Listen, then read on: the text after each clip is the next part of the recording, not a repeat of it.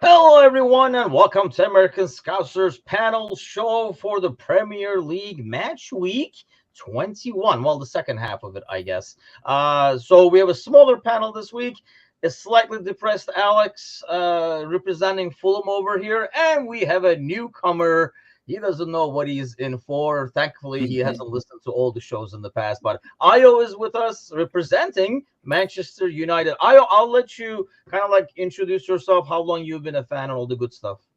Okay. Welcome, everyone. Glad to be here. United fan. Like you see, Sir Jim's army. The revolution is about to start. Everybody take notice. We're coming. We're coming. I've been a United fan. On a serious note, since '96, and I have supported United ever since. Um, I am struggling this season. Of course, we are struggling. To be This a season? Yeah, just this season. Yeah, last season we finished above Liverpool last season. Let's not forget that. Let's not forget that. And we actually won the trophy last season. So yeah, just this season we're struggling. But we're on our way back. I would say that we're on our way back. Yeah, that's it. That's it. So, what made you choose United in '96? Eric, King Eric. Okay. Okay, Yes. that's what I wondered. Like, there's usually like some kind of a connection. So before we get going, because obviously, like we kind of like set our expectations and stuff like that into like the glass, the crystal ball in the beginning of the season. So starting this season, I mean, I know we all know how it's unfolding now, but starting the season, especially like you said, finishing on a high, winning a trophy and stuff. What was your expectations going into the season for United? Funny enough though, and a lot of my United friends, that from our show, can attest to this. I did tell everybody we're going to take a step back this season. I didn't Really? expect this. I didn't expect the train wreck. But I expected we were going to. No, this is a train wreck. This is a train wreck. Let's be serious. And I say the train wreck, and my United friends say, "Oh, you're just being dramatic." I say, "No. If you look at the underlying numbers, this is a train wreck. We're actually United is performing above its underlying numbers. I'm not going to that. That's nerdy stuff. But I came into this season thinking we'll be doing kind of what Tottenham Spurs is doing right now, where Okay. we'll be like, around top four, we'll be a better team. I'll start seeing like principles of cohesion, playing out from the back, just like a better footballing team to the eye, but possibly not performing points wise, as we did last season. That's what I thought was gonna happen this season. That okay, with getting Onana, like the principles of play will be better. There'll be more cohesion, but because you're instilling new principle of play, there'll be games that will draw points. Just what happens when you're building a team. That's Yeah. what I thought I was going to see this season, but instead, it's been loads of injuries and the train wreck. So Yeah, we'll definitely have a lot of questions for you because I mean, like Alex knows, like we've been here every week questioning a lot about, and we didn't have anybody representing. So I guess I don't know, like not necessarily stand up for him, but maybe give their perspective as a fan. Watching certain players and stuff like that. We yeah, talked about like Chelsea and United a lot this season, just because I mean, obviously we enjoy the misery and the train wreck, but it's I still know. like a good discussion point, like why, and long may it continue, where we always look into the why. So, Alex, how many of those glasses did you knock down since the game ended today? Yeah, so funny enough, I was making bought some ingredients, was making like a beef stew today, and it called Oh, for nice. 2 cups of wine to go in, and I just kept the bottle open. So I'm a little bit at the finished the bottle off, and now we're on the bourbon. So it was a convenient recipe. I'm glad it worked out.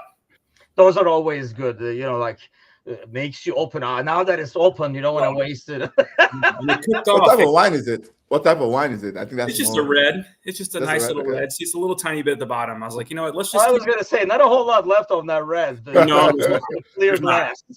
Yeah. Okay, so obviously we're going to talk about the league, but before we even get to that, obviously today was like the big game. What did you make of that game, Alex? I mean, yeah, let me ask you first. Like, what did you make of it as a Fulham fan? I think going when the lineups dropped at 1 p.m. I think the reaction was pretty good. I think folks that was the lineup to put out. I think that's the strongest lineup Fulham can put out. And starting lineup it's pretty strong. It looks good. I think they came out.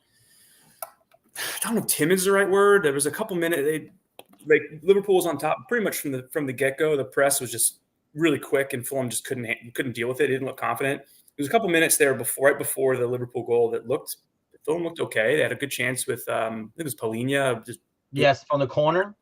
Yeah, and like they looked decent, and then the goal comes, and I think that is kind of the switch just flipped, and it kind of the game turtled up and just became a shell of itself. Fulham did until about the 70th. So that middle, what is that, 60 minutes, 70 minutes there was pretty brutal. From and even I can't imagine as a Liverpool fan it might have been that exciting to watch, because Liverpool had clearly, it was from my perspective, pulled off the top gear and was just kind of there. Because if you look at the stats under the game, it looks like it's pretty similar. And if you actually watch the game, though, Liverpool clearly bossed it from about the 10th minute to about the 70th.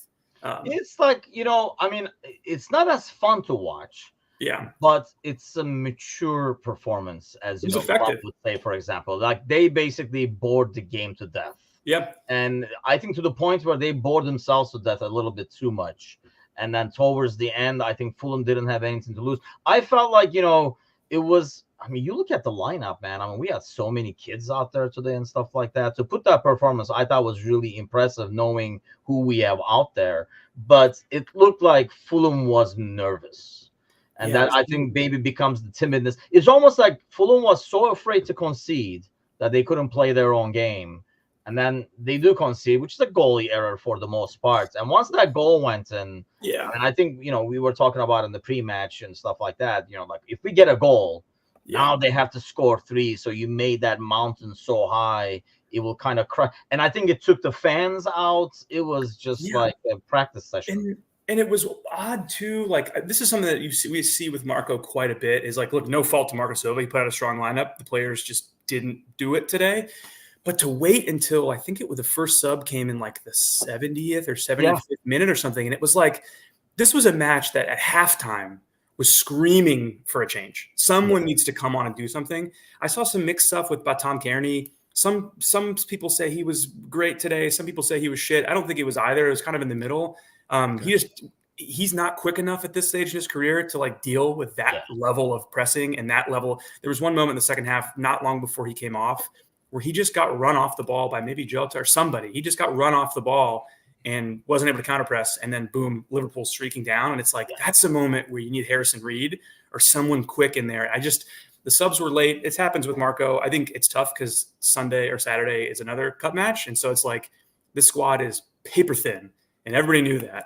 And so Marco may be saying, look, I can't just then chuck Harry Wilson, Harrison Reed, and Kenny Tete back on and make them run for another 40 minutes when they have another match. But I thought that you're almost there. Like, I know there's another FA Cup. I get it. I agree. But, that's like, okay, we'll worry about that one. We're there. Like, we're almost across the finish line. I agree. Unless I go all the way. And that's what we were kind of all expecting, I think. We thought really Fulham would really come at Liverpool. Yeah. Especially knowing how many people were missing. I mean, you see that right side of the defense with the, Bradley and Kwanzaa is so young, so inexperienced, but they did well. I mean, I was pleasantly surprised, and I've had a lot of torturous sporting sessions this week, from the 49ers game on Saturday all the way to like Fenerbahce games this morning. Fenerbahce wins in like the 90th minute penalty. I was like, I just want to be able to relax and watch. And it was going great to the point where, it was kind of boring. And then, of course, it was squeaky bum time the last 10 minutes. But to be fair, they handled it really well. Did you get to watch it as well, Ayo? Did you get to watch the game? I saw highlights. I don't want to say I watched. I saw highlights of the game. Everything you guys have said, kind of what I saw from the highlights. It looks like Liverpool this was a inconvenient game that they just had to get through. That's what I saw. I saw extended highlights. And Fulham, I was surprised, right? And Fulham, maybe I'll take it to a different part, Alex. I want to ask you. Fulham is a team that I never fully understand, right? Like they could give a very strong team, a top 4 team, a very good game, and then go lose to like Sheffield, right? I never really understand Fulham. So the question I have for Alex is, with Marco Silva, do you think he's underperforming or overperforming or just performing at par with the squad? Because I don't know how to gauge Fulham. I'll be honest. I don't know how to gauge that team. I think it's performing at par with the squad he's been given. I think this year, you sell Mitro in August, which wasn't, in hindsight, is not the wrong thing. They got 50 or 60 million pounds for that. So like, it was the right time. But then to bring in Raul Jimenez, who when he came over hadn't scored a goal in 19 or 17 matches, and now he's had a nice little vein of form here. But like to not replace Mitro at all and just kind of to leave Marco out to dry and say you have Carlos Vinicius, Rodrigo Muniz, and Raul Jimenez are your three options up top. Like, good luck. It's the Premier League. It's not. What are you doing? So there are other bald spots in this team, and so for what the team is to be sitting, and we talked about this to mention about in earlier episodes. For what the team is to be sitting in 14th, not really in danger of relegation, and having a semifinal cup run. It's about all you could expect from this year. This year is about consolidating and not going down. Like, it's just stay up again. And the longer you stay in the league in general, look at Crystal Palace. That's all they've been doing for the last decade is like hanging on, So the hope is that you, instead of becoming a Palace or a Leeds or something, you become a Brighton and you learn how to play a recruit or a Villa. God, Shea's not on, but a Villa, Yeah. So to answer your question, it's a weird season. It's a weird one. It's odd. Like, I always see them playing very naive. Like, they're playing for fun. I don't know if that's something that Silva brings. I mentioned this, like, when they played in Anfield and stuff like that. It's like they don't, some teams go out there and they play for the score, right? Like, like the old Sean Douche Burnley or the new Everton, like they go out there and they're like, we want to draw. That's what we're going to get. That's all we want. We want to draw. Even if we have a chance to win, you know what? Screw it. We'll take the draw. And they play for that. I feel like, Fulham is like, let's just go out there and have some fun. And then they just like go out there and play. And when they play really beautiful football, but they're like, oh yeah, that's right. Defending. Well, I mean, we were doing so well. And I think that comes with the fact that the squad really isn't in danger of relegation. Like, the bottom of the table this year is pretty bad. And so there isn't that fear of like, okay, you can go to Liverpool and play for the win. And if you get beat 4-3 on 4 fucking worldies, it is what it is. Picking up a point would have been a moral victory, but like a point is likely not going to, knock on wood, is likely not going to be the difference. So it gives that a little bit of freedom to be like, go find the winner. And if you get beat, c'est la vie. That's the takeaway that I'm getting, but. Yeah, then they play Arsenal and dominate. I'm like dominate Arsenal. I watched that game. I was like, what? Which Fulham is this? And that Where did this come from? And I said last week to you, Mitch, I said last week, look, when Chelsea got beat by Fulham 1-0, just a bad game. And I was like, 2 mediocre teams. That was 2 mediocre teams playing each other. And what we saw tonight was Fulham, a pretty mediocre team, give a not great performance, and Liverpool, who is a team flying at the top of the table, give a decent performance. And that's what happens is like, yeah, exactly. I mean, I think it was kind of average. And you look at the people that's missing, you don't have Trent. Like Bradley, I mean, hey, the kid has done great, but there are so many times like today when Bradley gets the ball on the right wing and he has all kinds of time. But it's a bit easier to defend because you don't have the, the fear of God. Whereas, people will be crapping their pants when Trent has that much time on the ball on the right wing. Yeah. It's almost like, holy shit, Kevin De Bruyne is wide open with the ball. What I mean? You get that feeling when Trent has the ball. Yeah. No Mo. Like, that's huge. No fly in midfield. I mean, so many like missing players. We did play Kwanzaa as well. I mean, at one point, Elliott out there. Gravenberch is only 21. You lose come across as like an experienced guy, but it was a very, very young team out there. Yeah. I thought they did like extremely well. I was like, because I knew it was going to be a tough game. Like the 2-1 win was kind of like a big trap. And you kind of saw at the end, they could have gone south. I'm amazed that the commentators, who I despise, by the way, were talking about the final in like the 65th minute. As a Fulham fan, that has to piss you off. But they're like, I guess they're going to play Chelsea then and stuff. What the fuck? Like, it is what it is. It's all the time. And I think, and then when you go to like Sky, Matchday, all that stuff, it's like the game isn't even over yet. And they're already like salivating over the League Cup with Chelsea. I'm like, it is all the time. And you just get inured to it. Like, it is what it is. You just kind of tune it out. You can't help it. Yeah, not to give Klopp any credit, or Liverpool. I don't like giving them credit. We know why. I'm gonna love having you on. I hope. But I think Klopp is in his bag, right? What I mean is in his bag. Klopp is in his back to that mode where he's, I'm plucking a Gini Wijnaldum. I'm playing Andy Robertson. We're like unknown players. Just go out there and give me a performance. Who was the guy? Oxlade-Chamberlain, right? Yep. Just unknown players who you think like, huh? But then they come in, they plug into the system, they understand their role within the system. And even in big games like against Arsenal, when they came off the bench, young kids at the Emirates, they understand the system and their role, and they go and execute. And they just need a few experienced players around them to take them over the line. So yeah, I'm genuinely worried. And as a United fan, I'm genuinely worried. This is Whoa, you heard it here first. That number 20. We have to protect number 20. I'm genuinely worried. I'm genuinely worried about it. But I can still count on City to help us out, as they always do every year. I'm counting on City to help us out. Wait, as a United fan, so you would rather have City win? All day, every day. Really? Okay. Absolutely. I mean, I kind of.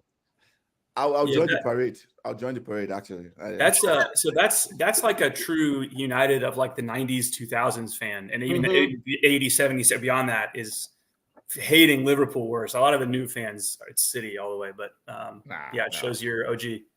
Yeah, I don't really care about City that way, because there's 115 charges, so allegedly, I guess. Yeah, I hear you though. I mean, I guess I'm the same way in some ways. I mean, City has become this.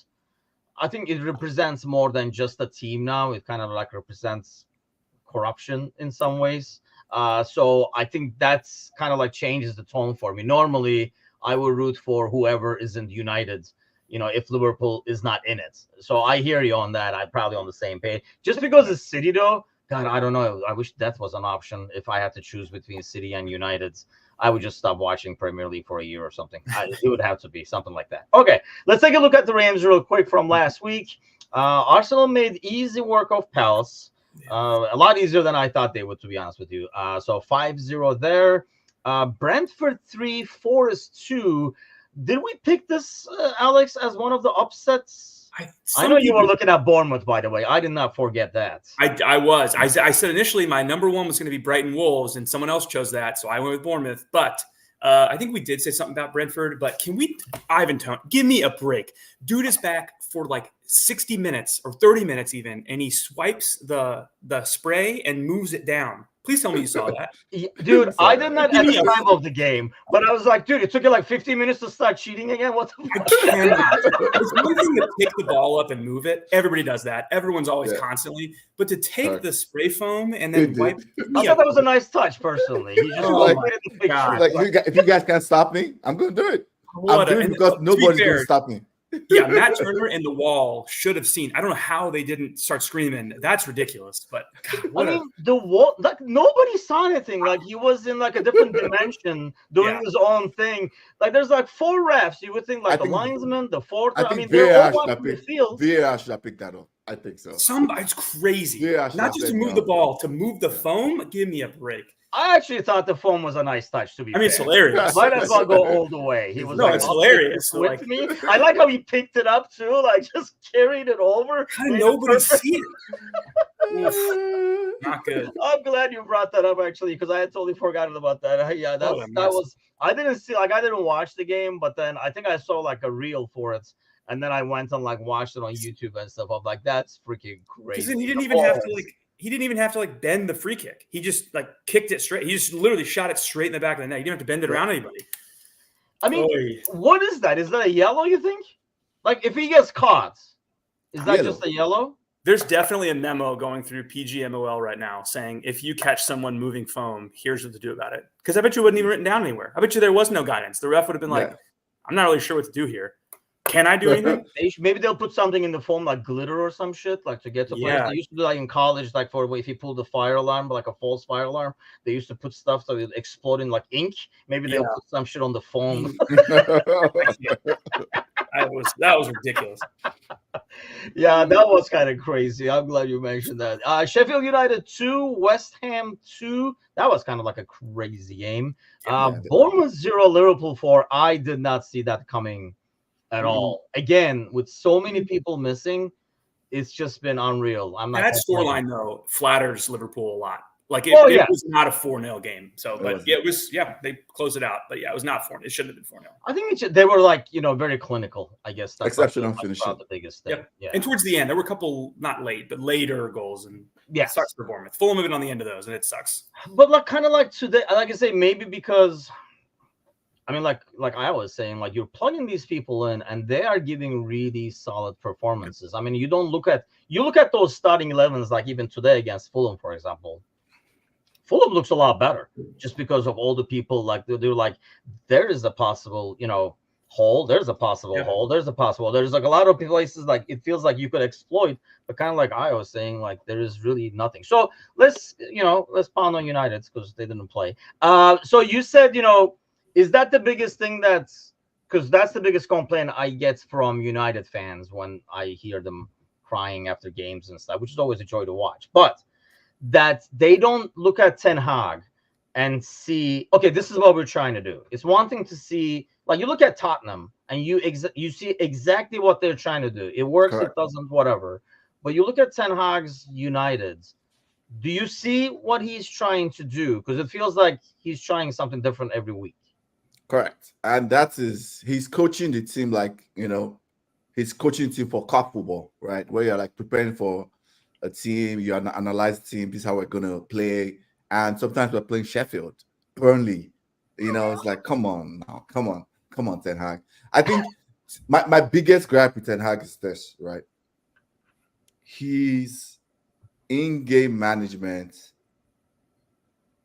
and the fact that he's putting players in positions that does not benefit. Like he's putting players in positions that does not help their strengths and does not minimize their weakness, right? Most of the great coaches, the good coaches, Klopp, Pep, and just even other coaches, even Ange, Arteta, they put players in position that maximize their strengths and minimize their weaknesses. I'll say, for example, McTominay scores the brace versus Brentford. All of a sudden, McTominay is the savior, and he's playing McTominay in the midfield.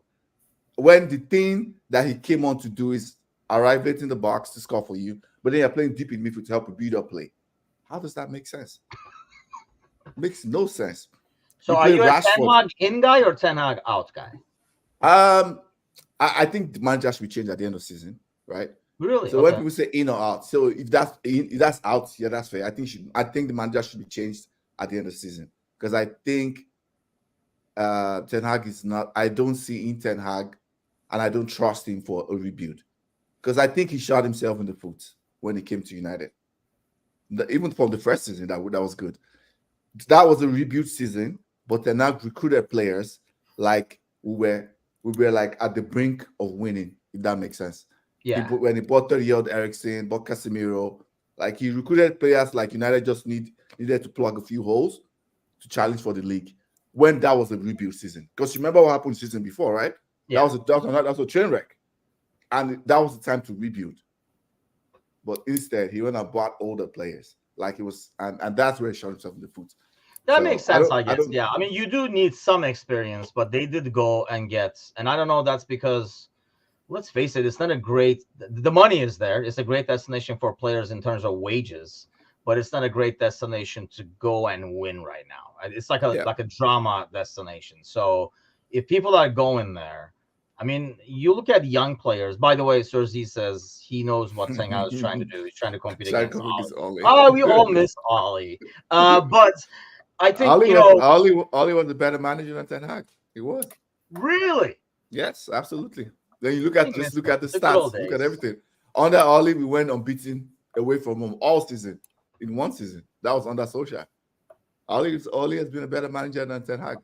It pains me to say this. The problem now is, like, Fulham can't afford to do what United is doing, right, Alex? Like, they change managers, and the problem is, like, if you give Ten Hag at the end of the year and you get rid of him, the dude just spent bazillion dollars getting players that feels like he's like, this is gonna, the new guy is gonna come in and be like, yeah, I don't want that, or I don't want this either and stuff. And but not necessarily so. People say this a lot, right? I think United are perfectly in the same situation Spurs were when they got rid of Conte. Remember all the players that Spurs fans were telling us was not good enough. Remember them? Bissouma, Papissa, Pedro Porro. They're playing exactly. So when people say this, I don't agree with that. You sometimes you can change your manager. Yes, he's going to add some players like Ange did, Bob Madison, but they're going to add some pieces, of course. But I think people are are overblowing this thing up that, oh, if you get rid of Ten Hag, you have to get rid of his players.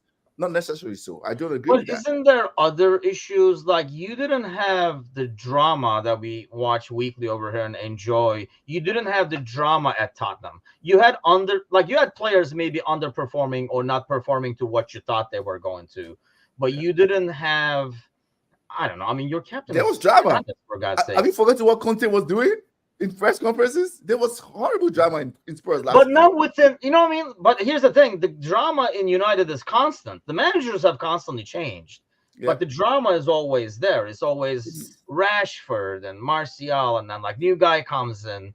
I mean, like you say, Fernandez is your captain. That has to say a lot, right? In terms of leadership. Like, we actually, that clip still cracks me up every time I watch it. They're talking about people we don't wish injuries on. I think Alan was saying something about he doesn't wish injury on any player. And I was like, how about Fernandez? Everybody was like, yep, except him. He can get maybe.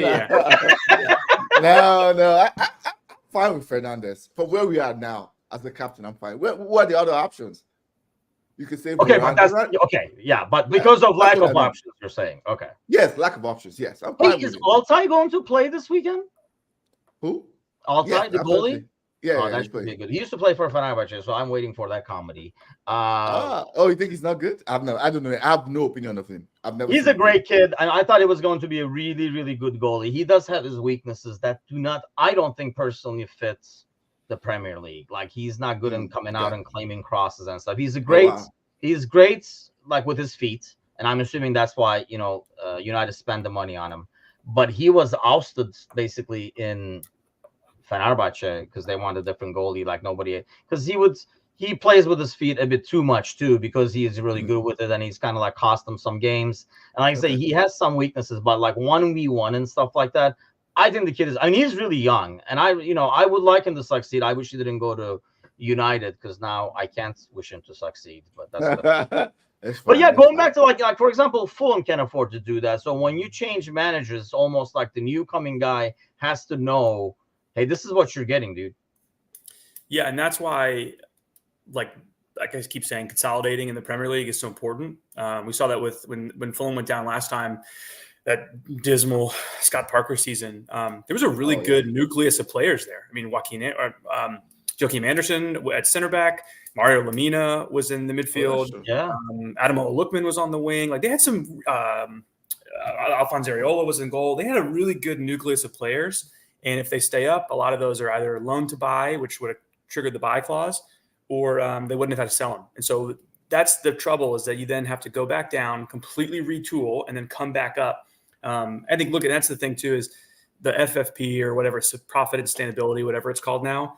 It's always kind of made up. I mean, at the end of the day, like, if Fulham and teams like Fulham are not able to spend this window because of one summer window from 2018, but Spurs and Chelsea and whoever else can just like burn money every single summer, we're kind of in literally two different leagues here. So you're right. There is no comparison. Fulham can't do that. Yeah. I mean, you're just playing with different deck of cards. You gotta play it right. I mean, you gotta be a Brighton. You better play whatever hand you have really, really good to be able to be consistently good. As much as it pains me to say, Brentford, like, that's how they went from League 2 or League 1 all the way up. Is it's a really smart, efficient player recruiting and then sell-on model. I think it scales up too. What was that? Go ahead, sir. No, I think it scales up, but go ahead. Yeah, and I think we're seeing the smaller clubs like Fulham and Brentford and these clubs deciding, like, okay, taking some of the power out of a football manager's decision and putting it in a director of football type of role to say, you can pick the style of player that you want, but because I'm going to be here whenever you get a better job or get fired, I'm going to make the decisions. And so, like, there's going to be some continuity here, and that's the hope of teams like this, is that you have someone above the manager who can't. If the manager comes in and says, "We need to buy this guy," there's a little bit of a bigger perspective so that you don't end up the next summer. That's what I was hoping that Sir Jim's army is going to do. Exactly. You need that. And even the bigger teams now are realizing we cannot just Liverpool. That's what got Liverpool to where they are. We can't be spending 200 million euros every single summer on new dudes. Like, we have to have a bigger perspective. But fans never, I mean, that's what kills me about fans. Fans want to spend money, right? Yeah. But then, I mean, like, now you're looking at it, and all these people that are extremely happy with, oh, look at Bradley, he's 18. Look at this guy, he's 20. Look at this guy, he's 21. We're doing so great, so many young good players and stuff. But when you lose points, it becomes we need to sign somebody. Why are these kids playing and stuff like FSG. that? FSG open the bucket. I remember that's what people do. Once it's good, one goes bad, they blame FSG. FSG, just like you say about United. Yeah, I agree. Because the thing is this, right? So someone gave this analogy on a podcast I was listening to. I think football teams, football clubs now need to build their structures like modular programming, right? Just like in software development, you build the modules so that when a part fails, you can easily troubleshoot and see, okay, this is where the failure point is. This is where the failure point is. That's how you need to build. United for so long was looking for somebody to come and be the next Alex Ferguson, which does not exist. That doesn't happen. The reason why we were that successful because of one man, right? That method does not apply anymore. Instead of building, a system, like you said, a director of football, a CEO, a sporting director, a manager, and so that when the manager fails, because he could fail, right? Brendan Rodgers failed. Like when the manager fails, because you have a structure above the manager, it's easy to remove the manager and replace, because you have a structure. You know what you want. You know what you're trying to be. Those things it's matter. hard to get that guy now. Like it's very few names who are managers who are bigger than the players. Like Pep can tell Cancelo, beat it. Like Pep can say, just sell Ferran Torres. We don't need him anymore and stuff. Klopp can do it. I don't even know if Lego head Arteta can do it, to be honest with you. I mean, there's only like 2-3 names who are bigger than the players and almost like have so much trust from fans that if the manager says, we don't need him, that's fine, this is the guy I want, people say, Klopp knows best. And, earned it. And if it works, Klopp is a genius. If it doesn't work, it's FSG didn't let Klopp do what he wanted. Exactly. So like win-win it becomes at that. But I mean, Ferguson made a lot of unpopular decisions for fans. But because it was Ferguson making those decisions, he was like, okay, he must know something. But if you bring, like Silva there, or if you bring, Ten Hag tries to make those decisions, it becomes drama. If Ferguson booted Sancho and said he doesn't practice, it's not as big of a deal. Doesn't matter what Sancho is tweeting afterwards. But when Ten Hag does it, obviously, it's hard to win those battles as a manager when the guy is making like 500 times what you're making in a week. And when those guys, Wenger and Ferguson, all those guys, there really wasn't like a ton of social media presence. So whatever that helps. Ferguson said was what happened. Like when the newspapers would go to him for comment, and he was like, "Yeah, he doesn't practice. He's a dickhead." They'd be like, "Okay, Sancho, dickhead, doesn't practice." And that was the narrative. It was done. He was in Siberia before he could even comment on it. He was gone, right? That's what Ferguson was. That's a great point. And you see Wenger though, as that tide started to shift when he got run out of town at the Emirates, was like the tide was shifting, and he was still like, I read a book that talked about the beginning of the Premier League all the way up to like 2017 or something, and they were saying that he was still flying around to meet with players to negotiate them to come to Arsenal. And it was like, dude, that is just not how this works anymore. They're agents, and he was in that mindset though, and it's different now. Like you said, it's kind of like college recruiting maybe 5 years ago. Now you just got to look at the freaking portal. You don't have to go to a kid's house and be like, I'm going to make him a man. They're like, nobody cares anymore. He's going to be in the portal. Just sign him off the portal if you want him. Okay, let's take a peek at next week. Arsenal going to Forest. Will Lego heads stumble on that one? That's a tough away game. No, you guys are not buying it. Yeah, I don't think. Yeah, okay. How about you, Ayo? Are you buying it, or is Arsenal gonna have an easy time at Forest? It won't be easy. Really? It would not be easy, but it would be a slim win, a close win. Okay. That's what I see. Luton Town, Brighton, Fulham, Everton.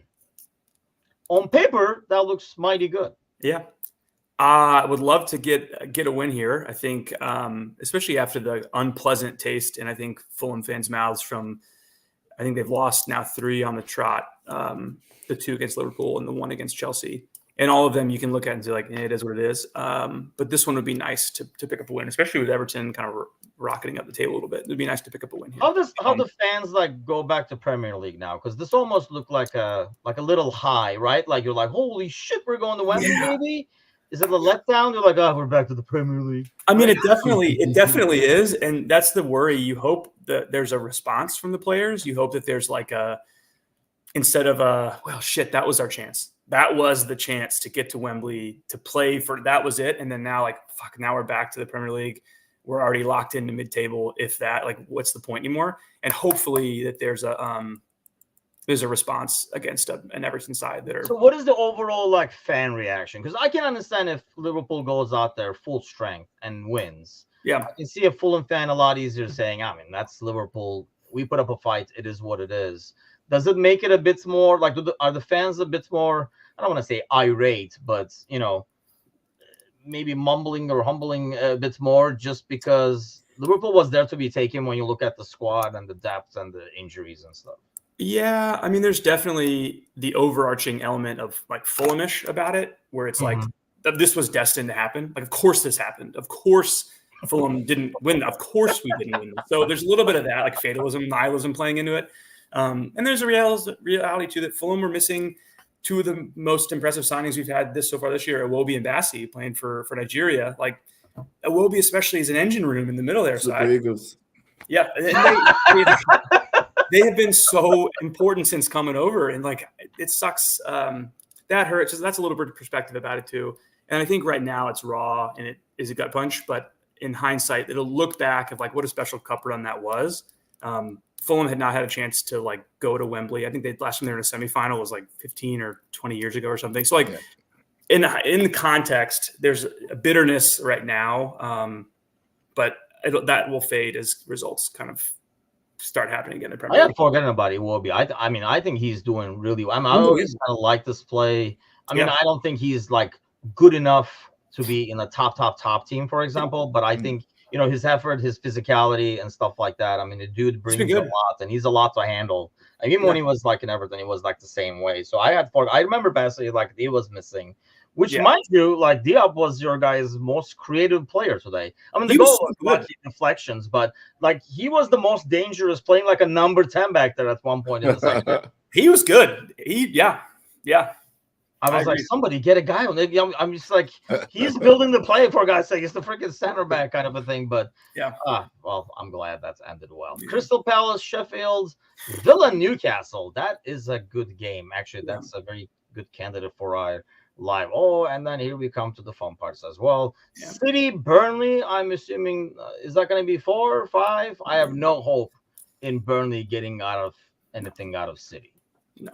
5-0. That's my prediction. So for my upset, 5-0. I have an upset.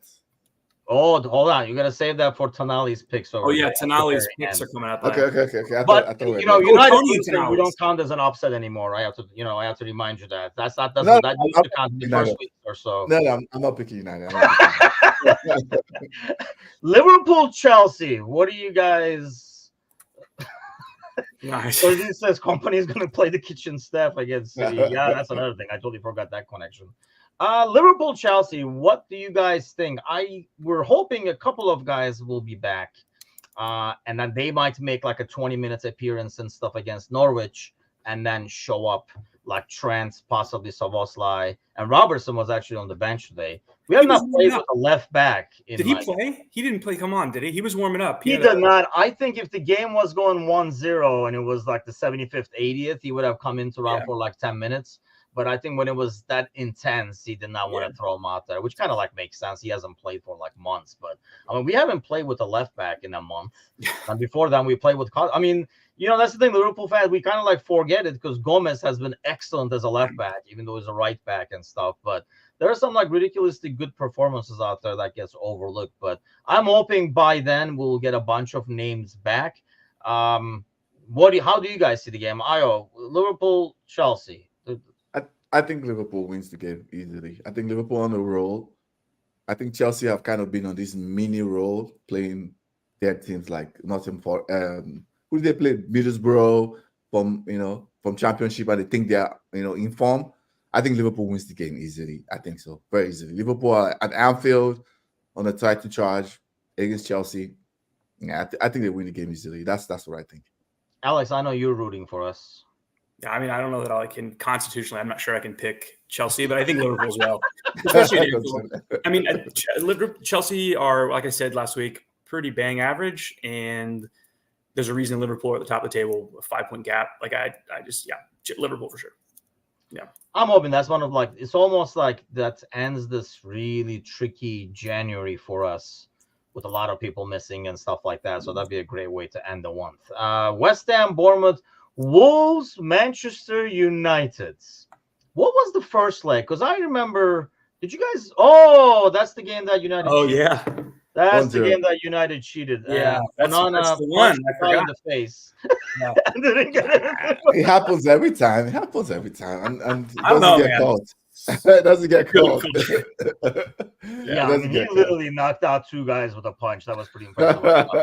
That should have been a penalty for sure. It's efficient. We got it. We won. We got it. I still don't understand how they went to VAR and they were like, "That's cool. You just punched them. That's nice." What do you think? I mean, Wolves. I actually like when Wolves get their game going. Reminds me kind of like on Fulham when they're on a roll. They're so fluid, and Neto is back. I know United are getting some players back now. Is that going to change things for the better? I think it changes things a little bit just because at the end of the day, right, the players are the most important, part of a team. So like of a structure. So I think changes a little bit, right? Having Martinez back, I think Casemiro should be back. Eriksen is there. It changes things a little bit. I think Shaw comes back. So it does. That's more quality players. It does change things a little bit. However, under Ten Hag, away from home, has been horrific this season. Last season to some extent. Last season we were good at beating the bottom 10 teams, but Wolves are, like you said, they're a very, very tricky team, right? If Wolves turn up like the way they turn up against the big teams at home, because what they've beaten Man City, they've beaten Spurs, they've beaten another top 14. I think they beat Villa too. Wolves at home are a very, very dangerous side. So I would say just because of players coming back versus how unpredictable Wolves are, I can see a draw happening there. United are a mid-table team. We and Chelsea are part of what I call the mid-table mafia. We're the mid-table mafia. We're in mid-table and we know it. It's okay. That's what we have. Two bang average teams, just trying to see who finishes above each other. That's what we're going for this season. Yeah, actually, you guys are all the way up to 8, man. Don't sell yourself short. That's mid-table. That's moving on up. But that's mid-table, though. That's mid-table. Look at that the form. That is mid-table, yeah. Look at the form. The form is horrific. I just find it shocking that your guys' goal differential is -5. That's just That's just ridiculous. And that's what tells you that position is probably even false, right? The underlying numbers. So I think it's going to end in a draw. I will not be surprised if United loses. That's how I feel. I was going to say, because I was going to pick it as my upset, but like I said, I don't know how much of an upset it is. What do you think comes out of that game, Alex? Yeah, I just looked it up on my phone real quick. Last time Wolves, as far as I can tell, last time they lost at home was September to Liverpool. So like this, they have not lost at home in a long time. They've only lost 2 at home. They lost to Liverpool and they lost to Brighton back in August or September. So like they've been really good at home. And I feel like every week that there's a Wolves home match, I'm like, bingo, Wolves, that's it. I think they get something from it. I don't know if they'll win. There's a lot of quality on the pitch, like you just talked about, Io, for United. That would be actually an interesting game to watch because, like I say, I do like watching Wolves, similar to Fulham, similar to Brighton. There are certain teams I enjoy watching more because when they click, they play like really good football. And then if it's against United, obviously it makes it even more enjoyable. So hopefully, I'll be watching. Put away.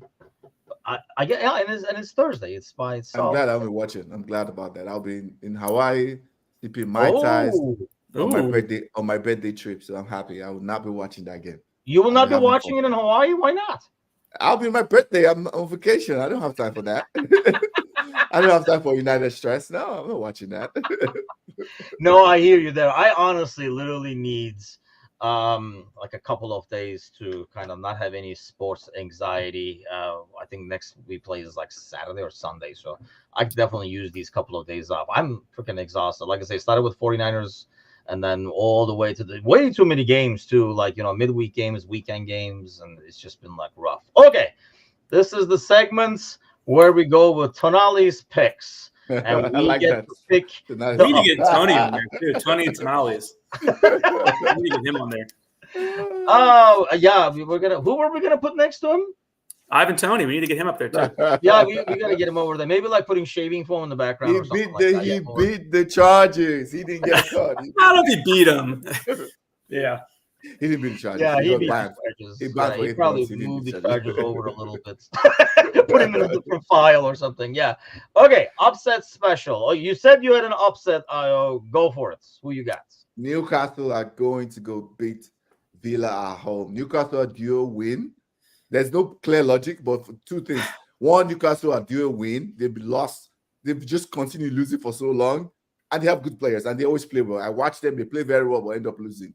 And Villa's crazy high line. I think Newcastle, it works perfectly for Newcastle's pressing, counter-attacking game. So Newcastle's not upset. They beat Villa.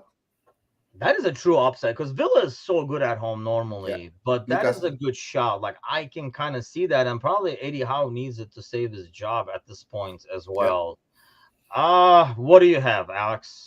I think my number one would have been Wolves United. We talked about that already. I think another one I'm looking at is Luton and Brighton. Luton at home are a scary team just because that pitch is tiny. It's a weird place to go. It's just like it's new. So none of the players have probably played there before except for this year, unless they've come up from the championship. So that's a weird match for everybody. And Brighton are on kind of an up and down, weird little run, especially in January. So that's one to watch. I think Luton could get something from that. I was going to go with Sheffield United. I think Sheffield United gets something away from that Crystal Palace away game because I think they can pull it off. They're starting to score goals. By the way, Serzi says Bayern rejected Trippier today. Like, I don't understand. How did they reject him? Like, didn't they want him initially? It was the other way around. No. I think it was the other way around. No, it was the other way around. Newcastle rejected the offer. Maybe they were like lowballing them because I think everybody knows Newcastle has to move somebody, and then which it has. Are you guys shocked at? Is it because everybody's scared seeing this Everton and Forest thing? Are you guys like shocked that it's been a very quiet January? It is very quiet. I think the last couple of days are always the busiest. So we still have a few days until silly season gets really started. But you're right, it's been quiet. No United go like sign some winger for 90 million so we can make fun of him or no? No. Ten Hag is not getting any money anymore. He's pretty much an interim manager at this point.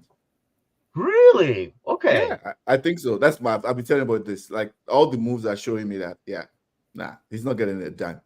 He has to. And I can see that. I mean, if the new guy is here, he's probably gonna want to bring. It's almost like in the NFL, right? You bring a general manager, he's gonna bring his own coach in. He's gonna bring his own people and stuff like that. So I can kind of see that. But are we disrespecting November Premier League Manager of the Month right now? Is that what we're doing? We're disrespecting the November GOAT. Not only that, I think we're benching the player of the month. I wish you could have been on for that. That was injured. Oh, I wish you could have been here for that one. We had a good remember, right? Yeah, remember manager of the month. My beating Burnley, Sheffield, and Fulham. Right? By barely. Burnley and Sheffield. This were 3 wins. And then getting bounced getting beaten in Europe at Copenhagen. It was I don't understand it. I don't know. Is the statue done yet? That's what I want to know. When is the statue going to be done for that November Ten Hag statue? What a month that was. He has a trophy. Respect him. I'm the only one allowed to diss him. Respect Ten Hag. Yeah. Right? No.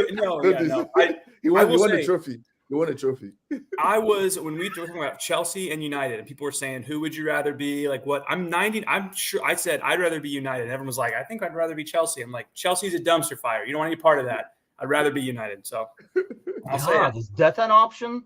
Yeah, that's a tough one. We did talk about this too. I think I picked death at the time as well. In terms of the situation they're in, I honestly would say Chelsea. because maybe I hate United so much, but I Yes, feel that's like right. they have so many people. They've spent so much goddamn money, and they have all these connections to Saudi Arabia that they can sell people and dump money. So you bring somebody else in. There's like assets to be able to move around.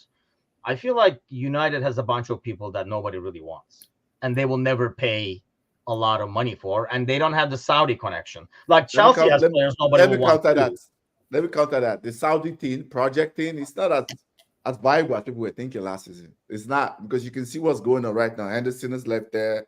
Benzema wants to leave. Like, the Saudi project is not as viable. Like, the amount of money they thought they were going to get from broadcast rights and viewership, it's not as viable as people think. So whatever happened last summer thing, I think was in isolation. I don't think that amount of money is available this summer. I hear you. I hear your points about they have young players that they can move. I agree with that. But Saudi as an option probably doesn't exist like last summer. That's all I'm saying. But I guess my point is they can get, okay, let's say a guy like Thiago Silva, right? Yeah. Like normally, if United has him, if Chelsea has him, United might only get 5 million, 10 million for him.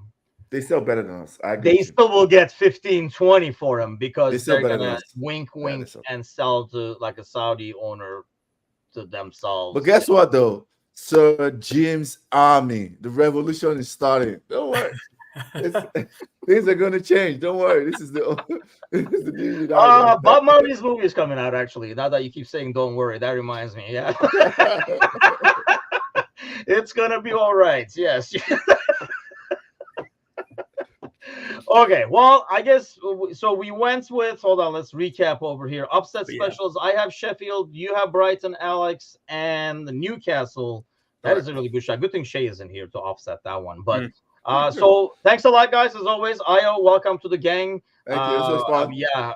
Hopefully you don't go back and listen to all the old episodes, but we definitely have a lot of fun. It's fine. I have a thick skin. It's fine. It's good. Well, enjoy your birthday. I guess I'm assuming you're not going to be with us next week. Have fun in Hawaii for us. But I'll be back. Enjoy your birthday. And thanks to all those watching, listening. There should be a bunch of buttons down there that you can press, like, and share, and all that kind of stuff. Do that for us. It goes a long, long way. Share the show. And we are looking for other teams to be represented. So if you have a Chelsea guy we can make fun of, for example. No, it's all seriousness. If you have like different clubs that you have not seen represented on the panel, send them our way. We'll set them straight and get them on air over here as well. So that's it for us this week. We'll be back same time next week. Have an awesome week, everybody. Take care. All right.